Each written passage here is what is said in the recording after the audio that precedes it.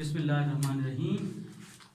Rectangular components, addition of vector by rectangular component का जो कुछ पोर्शन रह गया था आज हम उसको कंप्लीट करते हैं।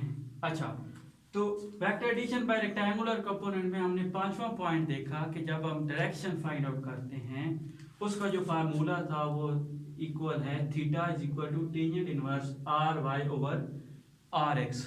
ठीक है, अब ये थीटा जो एंगल है ये हमेशा एंटी क्लॉकवाइज और हमेशा शुरू होता है विथ पॉजिटिव एक्स एक्सिस। तो ये एक ऐसा वेक्टर है जो ये एक ऐसा एंगल है जो रिजल्टेंट वेक्टर बनाता है विथ द पॉजिटिव डायरेक्शन और एंटी क्लॉकवाइज डायरेक्शन के अंदर और शुरू होता है हमेशा विथ पॉजिटिव एक्स एक्सिस। अच्छा, अब हमारा जो मेजर टास्क है वो हमने एंगल को फाइंड आउट करना है। ये बहुत कंफ्यूजिंग क्वेश्चन है। मोस्टली इसके अंदर जो न्यूमेरिकल्स हैं अक्सर औकात गलतियां इसी के अंदर होती हैं। तो अब जरा गौर से सुनिएगा। अब vector addition by rectangular component में आपको आर एक्स और आर वाई फाइंड आउट हो गए। अब आर एक्स और आर वाई पॉजिटिव भी हो सकते हैं और नेगेटिव भी हो सकते हैं। ठीक है, तो यही आर एक्स और आर वाई डिटरमाइन करेंगे क्वाड्रेंट को। तो क्या हुआ, R X and R Y determines the quadrant in which resultant vector lies. तो सबसे पहले तो आप आर एक्स और आर वाई के साइन को देखेंगे और साइन को देख के आप ये डिटरमाइन कर देंगे कि वो कौन सा क्वाड्रेंट के अंदर आपका रिजल्टेंट वेक्टर आ रहा है। तो साइन जो है आर एक्स और आर वाई का, इसके अलावा कोई काम नहीं है, सिर्फ और सिर्फ एक ही काम है कि आपने उनको यूज करना है। किस लिए? Quadrant find out. जैसे ही हमने देख लिया कि कौन से क्वाड्रेंट के अंदर रिजल्टेंट वेक्टर आ गया, उसके बाद कोई फंक्शन नहीं है साइंस का। अब उसके बाद फिर आपने क्या करना है कि साइंस को भूल जाना है। तो क्या किया, irrespective of the sign, sign को भूल गए। Of R X and R Y हमने एक और एंगल डिफाइन किया जो कि इक्वल है phi is equal to tangent inverse R Y over R X. अब ये जो फाई है ये उससे डिफरेंट चीज है। वहां पे विद साइन, यहां पे इररेस्पेक्टिव ऑफ द साइन। और भी इसके अंदर कुछ मसाइल हैं, अब उनको हम देखते हैं कि थीटा और फाई के अंदर डिफरेंस क्या है। तो उसको मैंने एक टेबल बनाया है। अब थीटा जो है वो हमेशा आपका एंटी क्लॉकवाइज डायरेक्शन में होगा, जबकि फाई आपका क्लॉकवाइज भी हो सकता है और एंटी क्लॉकवाइज।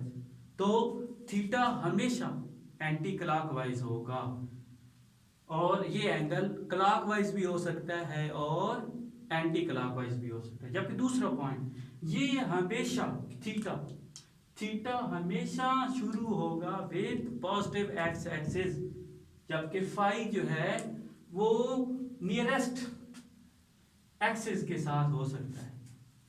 ठीक है, तो जो भी उसके एक्सिस, एक्स एक्सिस मतलब रेफरेंस यहां पे भी एक्स एक्सिस का है, वो पॉजिटिव एक्स एक्सिस ही शुरू करना है। यहां पे रेफरेंस उसका एक्स एक्सिस ही है लेकिन नियरेस्ट। ठीक है, तो अब चलिए देखते हैं। हमने ये देखा कि आर एक्स और आर वाई ने हमें डिटरमाइन किया क्वाड्रेंट। अब चार तरह के क्वाड्रेंट हैं, अब एक एक करके हम उसको देखते हैं। फॉर एग्जांपल हमें आर एक्स और आर वाई दोनों पॉजिटिव थे, तो हमने ये कंसिडर कर लिया। ये हमें पता चल गया कि जो रिजल्टेंट वेक्टर है वो आपका पहले क्वाड्रेंट के अंदर लाई कर रहा है। जब आर एक्स और आर वाई दोनों पॉजिटिव होंगे तो आपका रिजल्टेंट वेक्टर हमेशा होगा फर्स्ट क्वाड्रेंट के अंदर। अब हमने थीटा देखना है और फाई फाइंड आउट करना है। तो अब अगर फाई हम फाइंड आउट कर लेते हैं तो हम इजीली कैलकुलेट करेंगे थीटा। तो फाई सबसे पहले हम देखेंगे। अब इसके अंदर हमने थीटा और फाई बनाने, आपका एंगल थीटा हमेशा एंटी क्लॉकवाइज और शुरू होगा पॉजिटिव। अब ये आपका पॉजिटिव एक्स एक्सिस है, यहां से शुरू करना है और वेक्टर तक जाना है एंटी क्लॉकवाइज डायरेक्शन। तो ये आपका एंटी क्लॉकवाइज डायरेक्शन के अंदर थीटा आ गया। अब फाई देखना है। अब फाई है क्या? फाई जो है आपने देखना है कि नियरेस्ट एक्स एक्सिस कौन सा है। तो आप इस वेक्टर को देखें तो नियरेस्ट एक्स एक्सिस ये हो सकता है। अब दूसरी चीज के क्लॉकवाइज भी हो सकता है एंटी। तो आपने देखना है कि क्लॉकवाइज एंगल छोटा बन रहा है या एंटी क्लॉकवाइज। तो आप अगर इसको देखे जाए तो एंटी क्लॉकवाइज हम इसकी तरफ जाएंगे तो ये फाई, ठीक है। तो आपने क्या किया कि आर एक्स और आर वाई आपको आ गया, दोनों पॉजिटिव थे, साइन को छोड़ा, फाई फाई आउट कर लिया। अब अगर पहले क्वाड्रेंट के अंदर हैं तो थीटा हमेशा इक्वल होगा फाई की, जैसा कि इस फिगर के अंदर बताया गया, ठीक हो गया।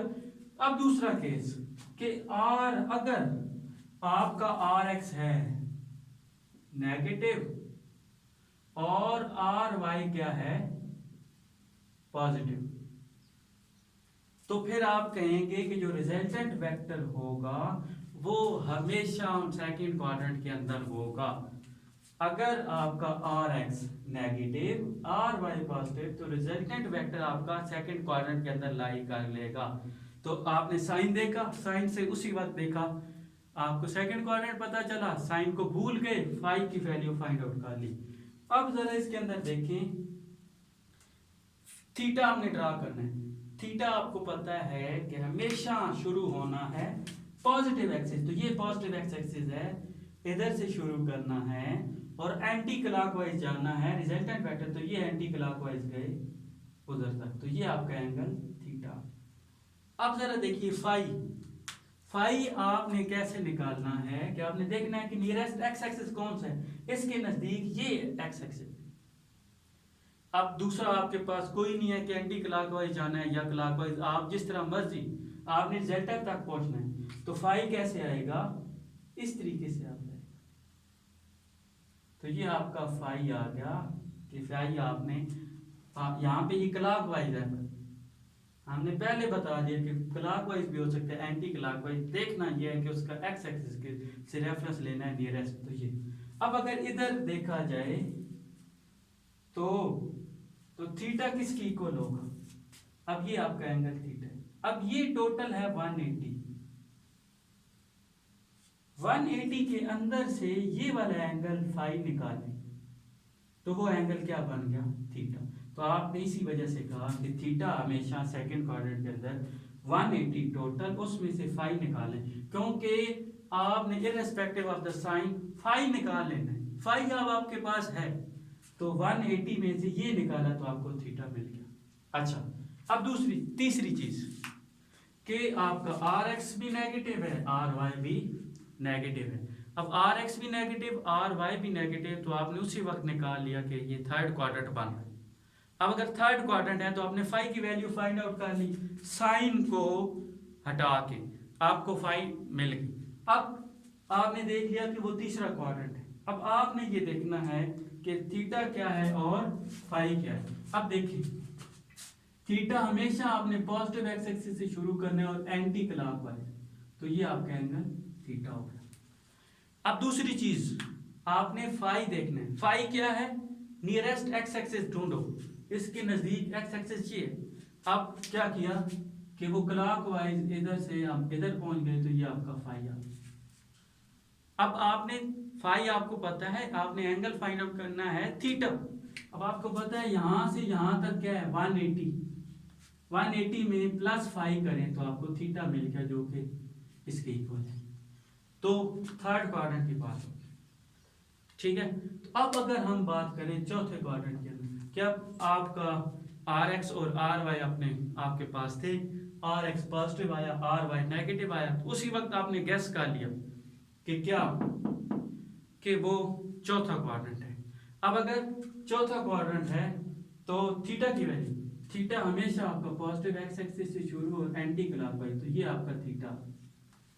फाई, फाई आपने देखना है कि नियरेस्ट एक्स एक्सिस कौन सा है, इसके नजदीक नियरेस्ट एक्स एक्सिस ये वाला। अब इधर से यहाँ इस तरह आए तो ये क्या आ गया फाई आ गया। अब फिर हमने देखा कि फाई हमारे पास है, थीटा निकाल। अब हमें ये पता है कि ये टोटल कितना है 360 डिग्री, उसमें से ये फाई निकालें तो हमें ये वाला एंगल मिल जाए। ठीक है, इस वजह से हमने ये कहा कि थीटा जो होगा वो एंगल 360 माइनस फाई होगा। तो ये बहुत ज़्यादा कंफ्यूजिंग, न्यूमेरिकल के अंदर हम बहुत ज़्यादा कंफ्यूज करता है। ठीक है, तो अब इसको हमने निकाला, क्या किया कि हमें थीटा जो है वो आपका एंटी क्लॉकवाइज था, हमेशा शुरू होता है with the positive x axis. आपने थीटा फाइंड आउट करना है, आपके पास आर एक्स और आर वाई दिए हुए हैं, आपने एंगल फाइंड आउट करना था। तो अब आर एक्स और आर वाई को यूज करके आपने एंगल कैसे निकाला। ठीक है, तो सबसे पहले आपने क्या किया, सबसे पहले आपने उसने बताया कि आपने आर एक्स और आर वाई के साइंस को देखना है। अब आर एक्स और आर वाई के साइन को देख के आपको क्वाड्रेंट का पता चल गया, उसके बाद साइन को उड़ा दिया, साइन के बगैर एंगल फाइंड आउट कर लिया फाई। ठीक हो गया, आपने निकालना है थीटा, आपने साइन के बगैर फाई निकाल दी।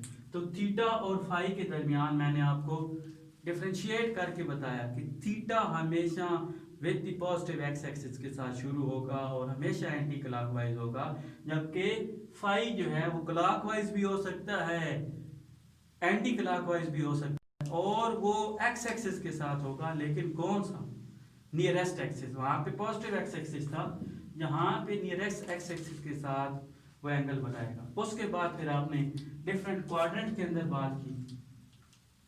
ठीक है, तो आज के लिए इतना ही। नेक्स्ट लेक्चर में हम कल हाजिर होंगे, तब तक के लिए अल्लाह हाफ़िज़।